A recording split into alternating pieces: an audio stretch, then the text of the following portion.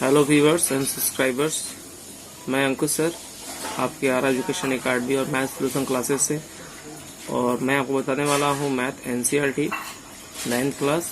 और ये एक्सरसाइज है 1.3, क्योंकि मैंने 1.1 1.2 मैंने प्रीवियस पार्ट 1 में मैंने बनाया था, और ये जो मैं बता रहा हूँ ये पार्ट 2 है। मैं यहाँ पे आपको लिख दूँ, ये हमारा जो है वो पार्ट 2 है। तो इस प्रकार हम बहुत कम समय लेते हुए आपका मैं इसे बताने जा रहा हूँ। और ये 1.3 है, सारे प्रश्नों का हल है। 1.4 मैं नेक्स्ट पार्ट में बनाऊंगा। तो इस प्रकार आप देखें, सीखें, समझें। और अगर आपको मेरा वीडियो अच्छा लगे तो लाइक ज़रूर करें, सब्सक्राइब करें, कमेंट्स करें और शेयर भी करें, ताकि सभी लोग सीख सकें। ओके व्यूअर्स, तो मैं आपका बहुत कम समय लूँगा और मैं स्टार्ट करने जा रहा हूँ। आप देखें, पहला जो प्रश्न दिया है कि निम्नलिखित भिन्नों को दशमलव रूप में लिखिए और बताइए कि प्रत्येक का दशमलव प्रसार किस प्रकार का है। आपको करना क्या है स्टूडेंट्स, व्यूअर्स, आपके सामने प्रश्न है 36/100, 1/11, 4 पूर्णांक, 1/8, 3/13, 2/11 और 329/400। आप ऐसे प्रश्नों को एग्जामिनेशन के समय ज़्यादा कुछ नहीं करना है आपको। ये मैं पहला प्रश्न मैं यहाँ बना रहा हूँ, आपको 100 में 36 से भाग देना होता है। तो मैं क्या करूँगा, 100 में 36 से अगर भाग दूँ, चूँकि 3 अंकों की संख्या है, 2 अंकों की संख्या है, तो यहाँ हम लोग एक पॉइंट लेंगे। तो इस पॉइंट की वजह से यहाँ पे क्या आ जाएगा, 0। और इस प्रकार 100 के पहाड़ा में जो 360 तो नहीं आएगा, लेकिन 300 जरूर आएगा 3 बार में। और चूँकि भाग देने का नियम आप लोग को मालूम है, बस भाग दे देंगे। ये एक प्रकार का दशमलव का भाग है। और भाग देने के बाद हम क्या देख रहे हैं कि 36/100 का वैल्यू, अगर 36 में 100 से भाग दे दें तो वैल्यू कितना आ रहा है, 0.36, जो कि शांत है। थोड़ा सा मैं आपको बता देना चाहता हूँ कि जब भी हम भाग दें और वो संख्या पूर्ण रूप से कट जाए तो उसे हम लोग शांत आवृत्ति कहते हैं। और जब वो पूर्ण रूप से नहीं कटे, मतलब वो संख्या आगे की तरफ भी बढ़ने की कोशिश करें, तो वैसे आवृत्ति में हम उसे अशांत आवृत्ति कहते हैं। इसी प्रकार आप क्वेश्चन नंबर 2 भी दे सकते हैं, 1/11 और सेम 11 से हम इसको डिवाइड किए हैं। तो इस प्रकार आप देखिए, 2 नंबर भी देख लीजिए, 3 नंबर भी मैंने वैसे ही बनाया है, क्योंकि मैंने बना दिया था ताकि आप लोग इसे देख के समझ लें। और मैंने 5 नंबर 6 नंबर नहीं बनाया, बिकॉज सेम वही पैटर्न बनेगा। आप 11 में 2 से डिवाइड करेंगे। तो इस प्रकार आप देख लें, क्योंकि मैं एक ही बना था तो सारा बना लेते हैं, लेकिन मैंने फिर भी इसे बना दिया ताकि आप इसे देख के सीख लें। तो मैं एक बार दिखला दूँ आप सभी को। आपको इसी प्रकार नीचे से ऊपर, यानी कि हर से अंश में भाग देना है। ओके, तो हम बहुत कम समय लेते हुए नेक्स्ट चलते हैं। क्वेश्चन नंबर 2 पर आते हैं। 2 दिया है, आप जानते हैं कि 1/7 का वैल्यू दिया है 0.142857 के ऊपर होल रेकनिंग। वास्तव में लंबा भाग दिए बिना क्या आप यह बता सकते हैं कि 2/7, 3/7, 4/7, 5/7, 6/7 ऐसी और भी संख्याएं जो प्रमेय के रूप में हैं, आप उनको दशमलव प्रसार निकाल सकते हैं। तो चूंकि देखिए, मैं थोड़ा सा बता दूं व्यूअर्स, कभी भी ऐसे प्रश्न आपको देखने को मिले 2/7, 3/7, चूंकि ये 1/7 इन्होंने किया क्या है कि 1/7 में 7 से भाग दिया गया है 1 में, और मेरे सामने आंसर ही आया है। लेकिन यहाँ प्रश्न कर दिया है कि बिना लंबा भाग दिए बिना आपको ज्ञात करने की बात हो रही है। तो आप क्या करेंगे, देंगे चूंकि 1/7 का वैल्यू इतना है, इस प्रकार 2/7, 3/7, 4/7, 5/7, 6/7 का दशमलव प्रसार ज्ञात हेतु इस प्रकार चूंकि 1/7 का वैल्यू में फिर बता दूं ये है, तो कुछ नहीं करना व्यूअर्स। 2/7 को आप 2 × 1/7 कर सकते हैं। तो आपको अच्छे से मालूम है कि 2 में 1 से गुना में 2 हो जाएगा और 2/7 ही हो जाएगा। मैं भाग नहीं दे रहा हूँ, मैं आपको ट्रिक बता रहा हूँ, चूंकि जो बोला गया कि बिना भाग के द्वारा बनाने को। तो 2 × 1/7, चूंकि 2 × हो गया 1/7 के मान आपको अच्छे से मालूम है कि ये है, उस मान को लिख कर और सिर्फ गुना कर देना, आपके सामने आंसर आ जाएगा। इस प्रकार 3/7 बोला गया, तो 3 × 1/7 सेम 3 × 1/7 के मान रख दीजिए और गुना कर दीजिए। 4/7, 4 × 1/7, 4 × 1/7 का मान रख दीजिए, गुना कर दीजिए, आंसर आ जाएगा। तो इस प्रकार आपका 5 भी है और 6 भी है। तो सबका आप देख सकते हैं आंसर आ चुका है। अच्छे से आप देख लें। ओके, चलते हैं नेक्स्ट क्वेश्चन पे हम लोग। प्रश्न नंबर 3, निम्नलिखित को P/Q के रूप में व्यक्त कीजिए, जहाँ P और Q पूर्णांक है तथा क्यू प्लस 0 है। अब देखिए कुछ करना कुछ नहीं व्यूअर्स, मैं बता दूं एग्जाम की दृष्टि से बहुत ही महत्वपूर्ण ये क्वेश्चंस हैं। 9th क्लास हो या 10th क्लास के लेवल हो, या मैंने और भी कंपटीशन वाले भी क्वेश्चंस को मैंने देखा है, ऐसे प्रश्न पूछे जाते हैं। तो याद रखिएगा, प्रश्न दिया है 0.6 के ऊपर रिकरिंग, इसका तात्पर्य ये होता है कि 0.6 के ऊपर रिकरिंग का मतलब ये होता है 666 अगेन एंड अगेन। स्थिति क्या है, ये 6 के ऊपर रिकरिंग का मतलब हो गया ये 6 बार बराबर है। तो लिखेंगे माना 0.6 बराबर x, अर्थात x बराबर 0.6 के ऊपर रिकरिंग, x बराबर 0.6 मेनी टाइम्स आप लिख सकते हैं, और इसके मान लेंगे समीकरण 1। अब करना क्या है, आपको दोनों पक्षों में 10 से गुना करना है। अब आप सोच रहे हैं कि आखिर मैंने 10 से गुना क्यों किया, बिकॉज क्योंकि ये इकाई के बाद दशमलव है, तो दशमलव का हम लोग तोड़ते हैं तो नीचे हमारा क्या आएगा, दहाई। इस प्रकार हमने इसे 10 से गुना करना है। तो हमारे सामने दो कौन दिख रहा था, एक ये दिख रहा था और एक ये दिख रहा था। इस प्रकार हमने x में 10 से गुना किया और इसमें फिर हमने इससे गुना कर दिया। x में 10 से गुना किया तो हमारे सामने आ गया 10x, और इसमें हमने इससे गुना किया तो हमारे सामने आ गया ये वैल्यू। इसे मान लेंगे समीकरण 2। इस प्रकार हम क्या करेंगे, समीकरण 2 माइनस समीकरण 1 को हम घटाने की कोशिश करेंगे। समीकरण 2 हमारे सामने ये है और समीकरण 1 हमारे सामने ये है। समीकरण 2 को ऊपर, समीकरण 1 को नीचे लिख देंगे और क्या कर देंगे हम लोग, घटा देंगे। तो 10 में से 1 गया 9, और इसमें से ये घटा तो 6.000। इस पॉइंट के बाद 0 का वैल्यू वैसे भी नहीं होता। तो 9x बराबर, हम देख रहे हैं यहाँ पे 6 है, तो x बराबर 6 बटा में 9, और जो कि हमारा ये क्या हो रहा है, 6 से कटा 3 से कटा 2 टाइम्स और 3 से कटा 3 टाइम्स। इस प्रकार x का वैल्यू 2/3, अर्थात 0.6 के ऊपर रिकरिंग का वैल्यू 2/3 हमारे सामने आंसर आ चुका है। तो एक बार फिर शुरू से देख रहे, अच्छे से एक बार देख लीजिए।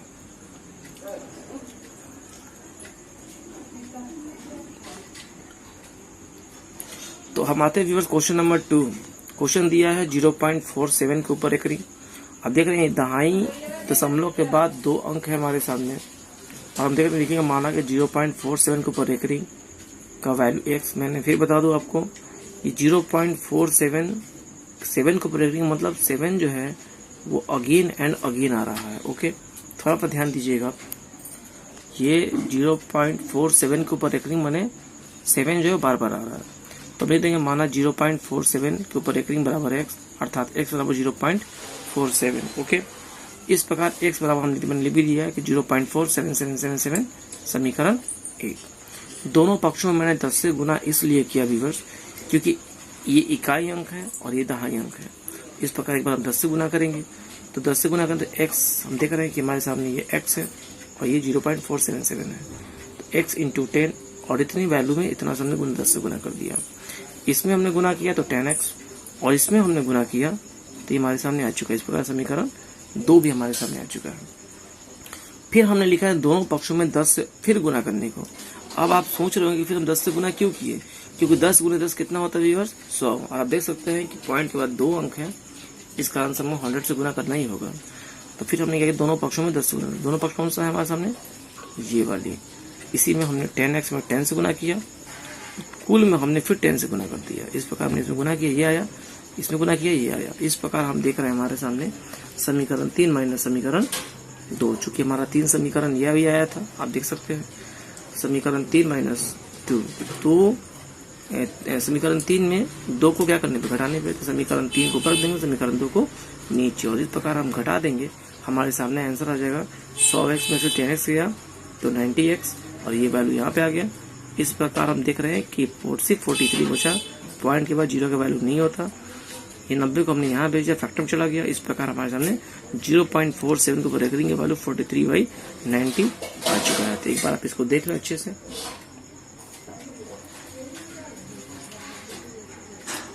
और ये बन चुका है आपके सामने। अब चलते हैं क्वेश्चन नंबर हम लोग 3 पर। ओके व्यूअर्स, तो ध्यान से देखिएगा, प्रश्न दिया है कि 0.001 के ऊपर होल रेकरिंग है। मैं फिर कह दूं, इसका तात्पर्य यही हुआ कि 0.001 001 एंड देन 001 हम लोग इसे मान सकते हैं, ठीक है। तो हमने लिखा, माना कि 0.001 के ऊपर होल रेकरिंग बराबर x, अर्थात x बराबर 0.001। इट मीन्स मैंने, देखिए मैंने जो यहाँ आपको लिखा उसी चीज को मैंने यहाँ पर दर्शा दिया। समीकरण 1 मान लेंगे। दोनों पक्षों में 1000 से गुना करने पे आप समझ सकते हैं, उस वाले में सैकड़ा था इसलिए मैंने 6 से गुना किया, इस वाले में काई दाई सैकड़ा 1000 माने 3 अंक है, 3 जीरो है, 3 अंक इसका आंसर में 1000 से गुना डायरेक्ट मैंने कर दिया। क्योंकि अगर मैं चाहता तो मैं अगेन एंड अगेन कर सकता था, मैं 10 से गुना करता, फिर 10 से गुना करता, फिर 10 से गुना करता, जो आपके लिए भी लंबा पड़ता। इसलिए मैंने डायरेक्टली क्या कर दिया, 1000 से हमने गुना कर दिया। तो एक्स में हमने 1000 से गुना किया, मैंने एक्स कौन, ये संख्या के साथ मैंने इससे गुना किया, और एक कुल संख्या के साथ हमने इसका गुना कर दिया। इस प्रकार हमारे सामने इसे गुना करने पर हमारे सामने ये आ गया, और इसे गुना करने पर हमारे सामने ये आ गया। इस प्रकार समीकरण 2 आ चुका है। अब हमें करना क्या है कि समीकरण 2 माइनस समीकरण 1 क्या करने पे, घटाने पे। तो समीकरण 2 हमारा ये है और समीकरण 1 हमारा ये है, और जब हम घटाएं 1000 में से अगर एक्स घटाएंगे तो हो जाएगा 999 एक्स, और ये में से ये घटा तो हो गया 1, तो 1 बराबर 999। इसलिए हम देख सकते हैं 0.001 के ऊपर होल रेकरिंग का वैल्यू 1 बटा में 999 आंसर आ चुका है। तब इसको एक बार ध्यान से देख लें। तो क्वेश्चन हम लोग 4 पर आते हैं। क्वेश्चन नंबर 4 दिया है 0.99999 डॉट डॉट डॉट को P बटा Q के रूप में व्यक्त कीजिए, और क्या आप अपने उत्तर से आश्चर्यचकित हैं? अपने अध्यापक और कक्षा सहयोगियों के साथ उत्तर सहित इसकी चर्चा करें। तो मैं फिर बता दूं व्यूअर्स, इसमें कुछ सोचने की बात ही नहीं है। ये 0.999 का इट मीन्स तात्पर्य हो गया 9 के ऊपर क्या है, ये रेकरिंग है। ठीक है, ये 9 के ऊपर रेकरिंग है, मैंने ऐसे इसको लिख दिया है, ध्यान रखिएगा। तो आप ध्यान रखिए, लिखिए माना 0.999 बराबर x, अर्थात x बराबर 0.999 समीकरण 1। दोनों पक्षों में 10 से गुना करने पर, सिंपल हम गुना करेंगे, ये मैंने बताया ना 0.9 के ऊपर रेकरिंग माने 1 अंक की बात हो रही है, इसलिए हमने 10 से गुना कर दिया। तो किससे हमने गुना करेंगे आपको अच्छे से मालूम है ना, इस वाले से इसमें। तो इसमें हमने 10 से गुना किया, फिर इस टोटल में हमने फिर 10 से गुना किया। इसकी वैल्यू ये, इसकी वैल्यू समीकरण 2 माइनस समीकरण 1, और इस प्रकार हम 2 और 1 को आपस में क्या करेंगे, घटा देंगे, और हमारे सामने वैल्यू x का कितना आ गया 1। इस प्रकार हम मान सकते हैं 0.999 का वैल्यू क्या होता है, 1 होता है। तो मैं इसको आपको दिखा दूं, एक बार इसको आप देख लीजिए।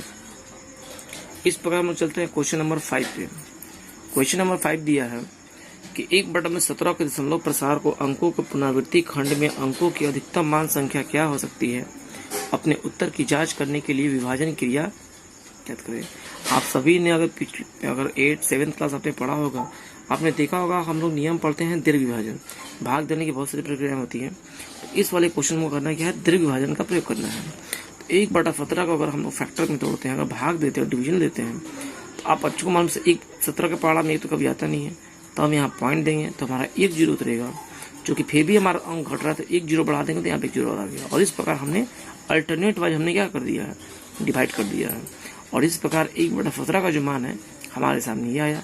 तो लिख सकते हैं कि 1/17 को हल करने पर दशमलव प्रसार अधिक होगा, लगभग 15 होगी। तात्पर्य ये संख्या 15 क्या आगे भी जा सकती है, मैंने लगभग 15 तक मैंने चेक करके देखा है, इसलिए मैंने इसको यहीं तक लिख के छोड़ दिया है। आपका यहाँ पे आंसर डन हो जाता है। इस प्रकार हम चलते हैं क्वेश्चन, आप देख लीजिए इसको। क्वेश्चन नंबर 6 पे चलते हैं। क्वेश्चन दिया P बटा Q इक्वल नॉट 0 की रूप की परिमेय संख्याओं के अनेक उदाहरण लीजिए, जहाँ P और Q पूर्णांक है, जिनका एक अतिरिक्त अन्य कोई उभयनिष्ठ गुणनखंड नहीं है, और जिसका 7 दशमलव निरूपण प्रसार है। क्या आप यह अनुमान लगा सकते हैं कि Q को कौन से गुण अवश्य संतुष्ट करना चाहिए? अब हम लोग आते हैं, देखिए थोड़ा सा ये पेचीदा प्रश्न था, ये मानने की बात आ जाती है यहाँ पे, इसलिए हमने इसको मान के ही बनाया है।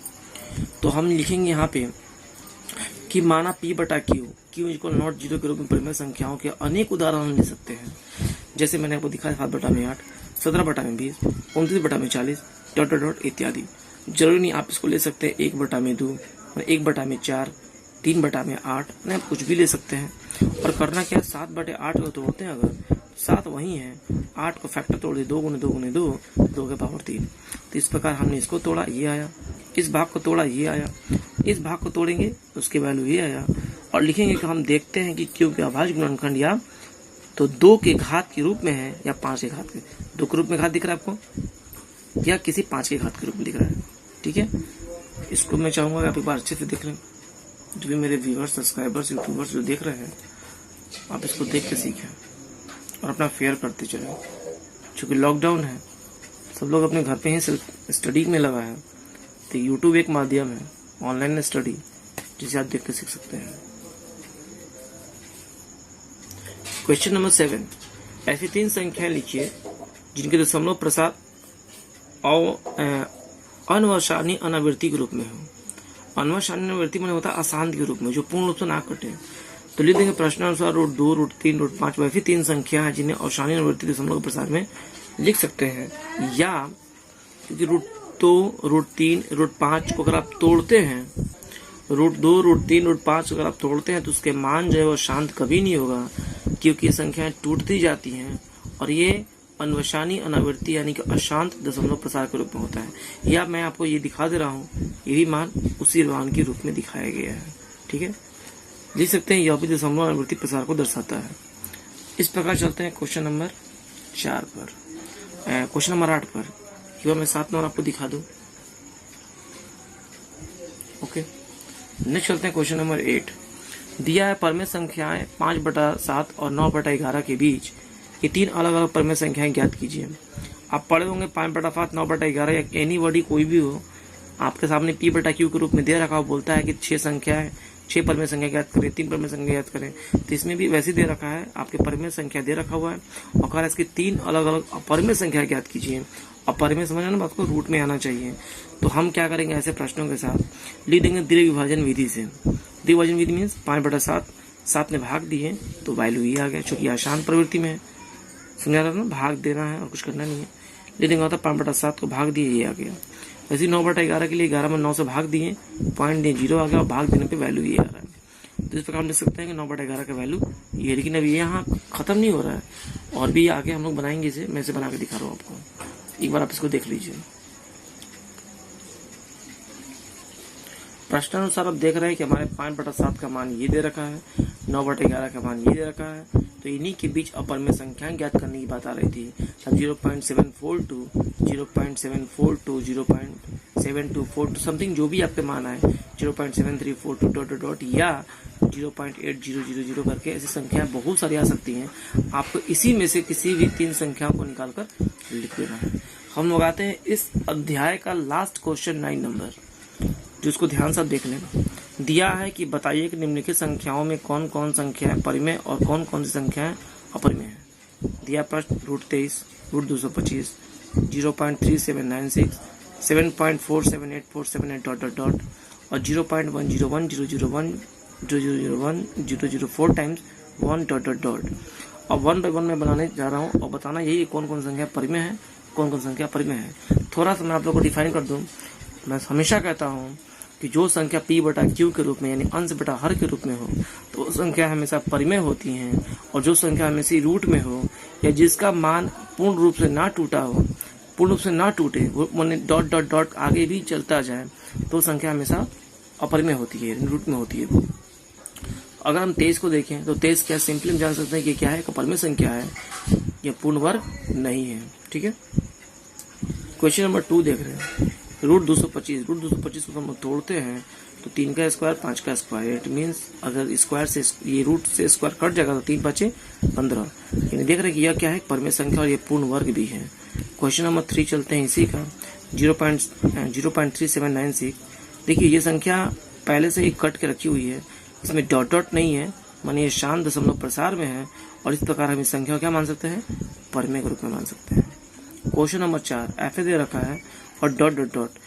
जो संख्या में डॉट डॉट ना हो वो शांत है, जिसमें डॉट डॉट है वो क्या है, अशांत दशमलव में है। इस प्रकार ये भी क्या है, एक अपरिमेय संख्या है। क्या है, एक, आप देख सकते हैं। ठीक है, नेक्स्ट चलते हैं क्वेश्चन। परमेय संख्या है 5 नंबर, 1.101001001001001 डॉट डॉट डॉट। यह भी चूंकि अशांत प्रवृत्ति में है, आप देख सकते हैं अच्छे से। ठीक है, और इस प्रकार हम देख रहे हैं कि संख्या क्या है, ये अपरिमेय के रूप में है। तो अब बात हो रही थी हमारे सामने कि कौन कौन सी संख्या परिमेय है, कौन कौन सी अपरिमेय है। तो परिमेय संख्या में हमारे सामने 2, 3, 4 विकल्प है, जबकि अपरिमेय हमारे सामने 1 और 5 है। तो इस प्रकार ये आपका आज अध्याय संपन्न हो रहा है, कंप्लीट हो रहा है। तो जो भी व्यूअर्स हैं, यूट्यूबर्स हैं, आप इसको देखें और सीखें। और मैं फिर एक बार लास्ट में कहूँगा कि आप इसको अच्छे से पॉज करके देखें, सीखें, पूरे फुल वीडियो को देखें और सीखें, अनुभव लें, और इसे जरूर सब्सक्राइब करें, लाइक करें, कमेंट्स करें और शेयर भी करें ताकि मुझे काफ़ी खुशी मिले। ओके, धन्यवाद।